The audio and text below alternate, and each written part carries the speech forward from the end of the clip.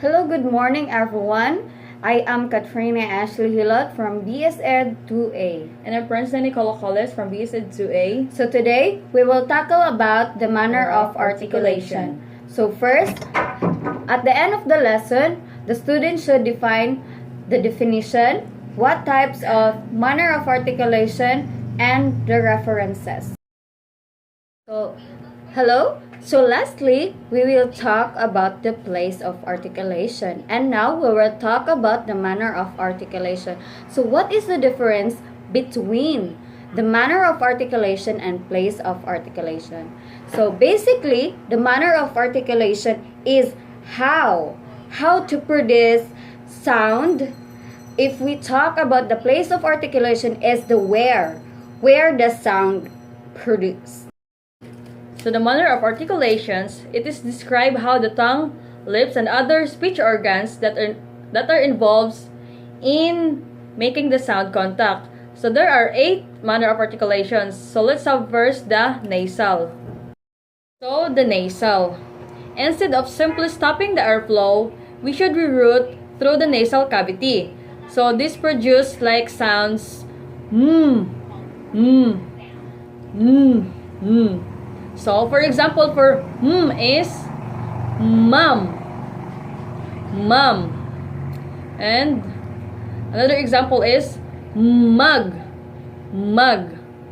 For is none. And the second is stop or plosive. It is known as stop the airflow entirely. The pressure is built up behind the articulations and eventually released in a small explosion of air. So, there are some examples. So, first is p. And the second is b. For example of p is pen, pet, or pan. For b is ban and bat. So, fricative. It is the airflow is obstructed almost entirely, that producing a turbulent or hissing sound. When you squeeze air through a small hole or a gap in your mouth. So, for example is so, you have a hissing sound. For example, for that is like fine. Then fish.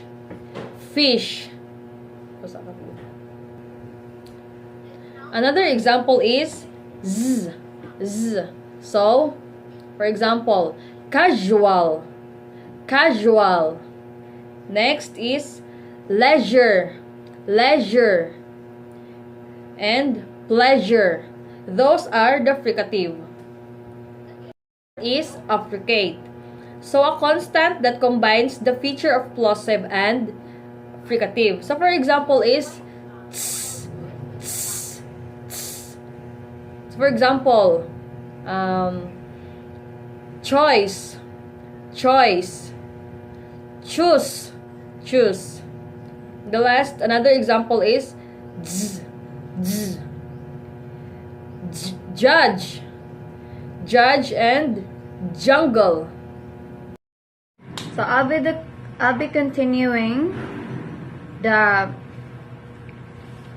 topics of liquids, lateral, retroflex, and glide. So number 5 is the liquid. So they called liquid because the air actually comes out through your mouth, but in a very fluid manner.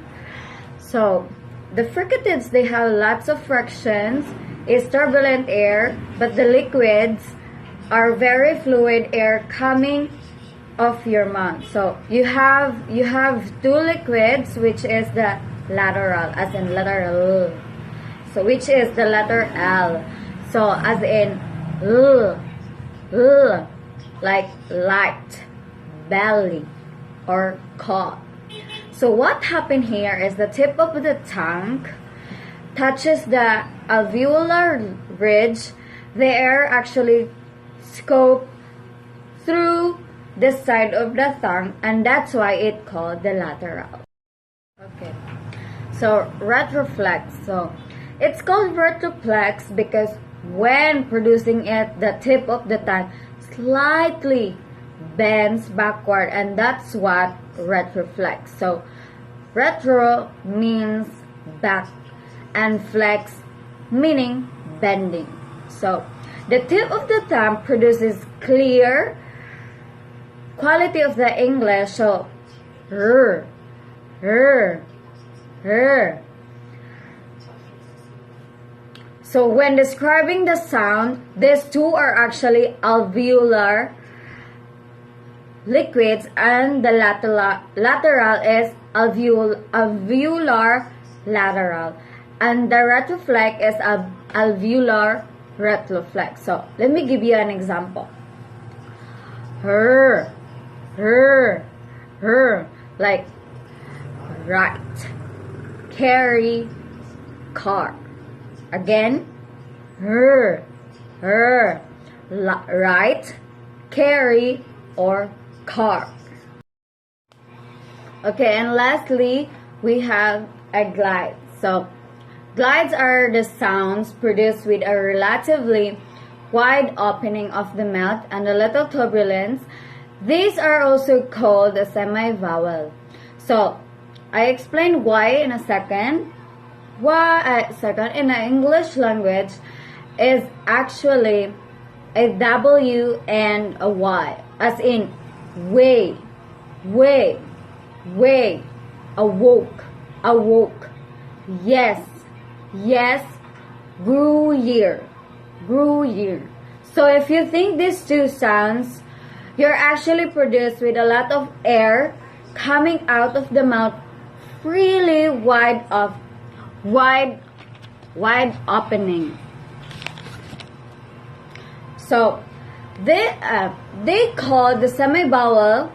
There are players will affect how they behave. So in all the cases, you see here the glides are occurring at the beginning of the syllable. So for example, you have way, which is clearly in the beginning, but you also have awoke.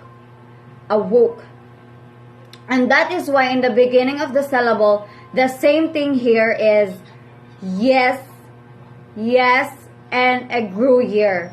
When they occur in the beginning of the syllable, before the vowel, these glides will act the consonant, and that is why when they call glides, because if you have glides that occurs after the vowel, it could be at the end of the syllable, right next to the vowel, before the next syllable. This would actually be considered vowels, not consonants, so they are called consonants. I mean right next to the vowel before the next syllable, this would actually be considered a vowels, not syllable, not consonant. So they only called consonants when the beginning of the syllables, and that is why that's the time where we're called the glides or a semi-vowel. The woo or woke is bilabial glides, and the yi is alveolar palatal glides. And that is all my topic for today, and thank you.